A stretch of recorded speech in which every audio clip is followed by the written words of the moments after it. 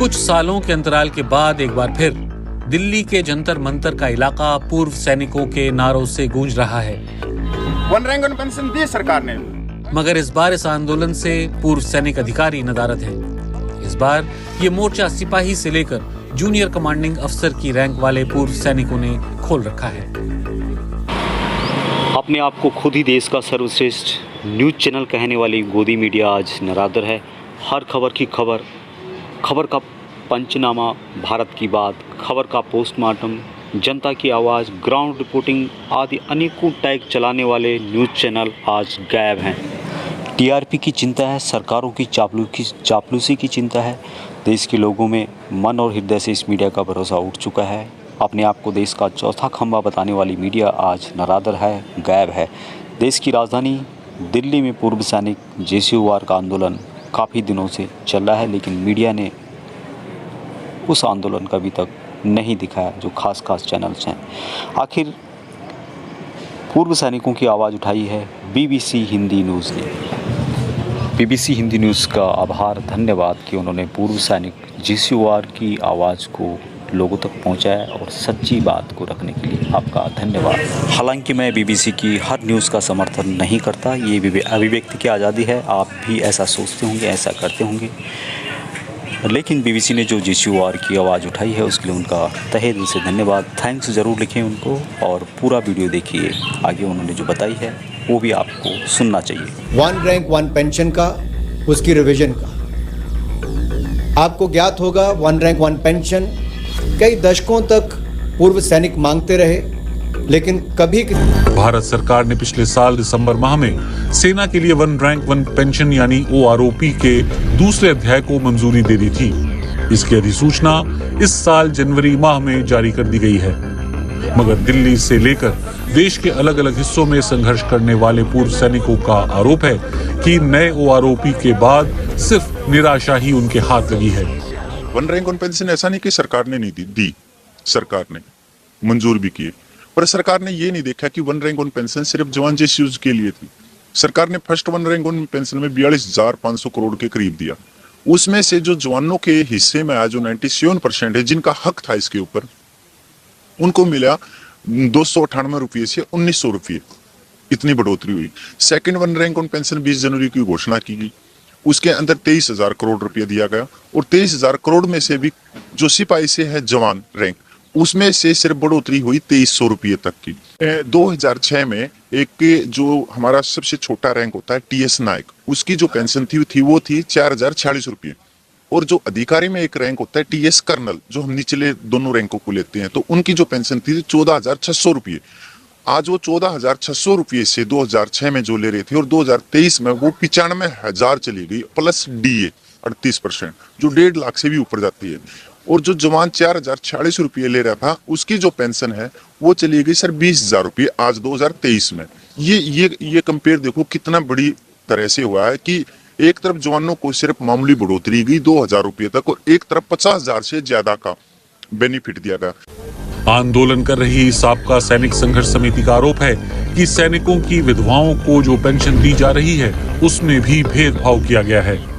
जो सैनिक विधवाएं हैं 7.5 लाख के करीब, उस सैनिक विधवा की 2006 में मिनिमम जो पेंशन थी 3500 रुपये थी और एक टीएस कर्नल की विधवा की पेंशन थी 5880 रुपये। टोटल दोनों पेंशनों में फर्क था 2380 रुपये का। आज जो हमारी जो विधवा है जो 4,046 रुपये ले रही थी, वह आज 2023 में 11,045 रुपये के करीब ले रही।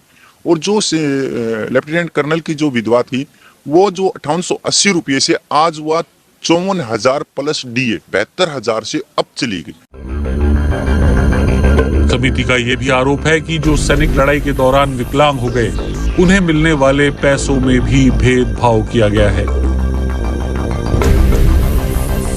जवान और अफसर का दोनों के शरीर की वैल्यू एक बराबर है और विदेशों के अंदर जैसे अमेरिका, कनाडा, यूरोपियन कंट्री वगैरह में जो डिसेबिलिटी पेंशन है वो जवान और अफसर को एक बराबर मिलती है। तो यहाँ पे इंडिया में जो है, जहाँ पे एक जो वार इंजरी है, जो अगर बॉर्डर के ऊपर एक जवान लड़ता हुआ दोनों हाथ दोनों पाँव कटवा लेता है तो उसको 18,000 रुपया जो है वार इंजरी डिसेबिलिटी पेंशन 100% मिलती है। वहीं पर उसी पोस्ट पे लड़ता हुआ एक अफसर जो है वो डिसेबल हो जाता है तो उसको 2.5 लाख रुपया जो है डिसेबिलिटी पेंशन मिलती है। इतना बड़ा गैप कर दिया है इन्होंने। सेना में जवानों की तादाद 97% मानी गई है, जबकि अफसरों की संख्या 3% बताई जाती है। पूर्व सैनिकों का यह भी आरोप है कि वीरता के पदकों में भी उनके साथ इंसाफ नहीं किया जाता है।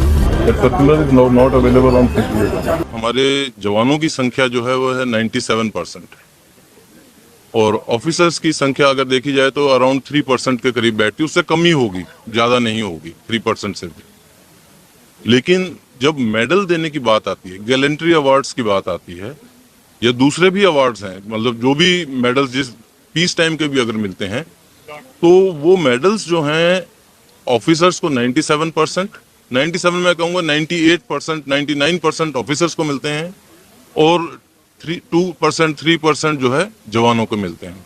मेडल देते समय कंजूसी किस लिए? जो जवान वहाँ पे घायल हुए हैं या जो जवान वहाँ पे शहीद हुए हैं वो गलती से नहीं हुए हैं, उन्होंने छाती पे गोली खाई है, पीठ पे नहीं गोली खाई। पूर्व सैनिकों को अफसोस इस बात का है कि पिछली बार जब उन्होंने ओआरओपी के लिए संघर्ष किया था उस समय उनके साथ उनके रिटायर्ड अफसर भी कंधे से कंधा मिलाकर चल रहे थे, मगर अब अफसरों ने खुद को दूर कर लिया है।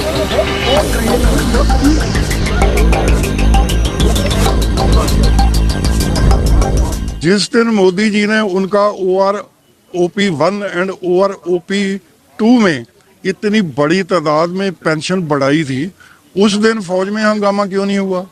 उस टाइम पर देश में मैं कहीं अभी इन अफसरों को मिर्ची क्यों लग रही है?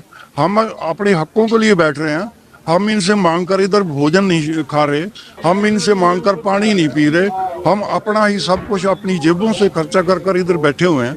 हमारी एक रजिस्टर्ड यूनियन है, तो इनको क्या तकलीफ है कि हमारी अगर मांगे मानी जाती है PM साहब के द्वारा। वयोवृद्ध जवान कहते हैं कि जिस समय में उन्हें घरों में आराम करना चाहिए था उस समय उनके सामने ऐसे हालात पैदा हो गए हैं कि उन्हें सड़कों पर उतरकर आना पड़ा।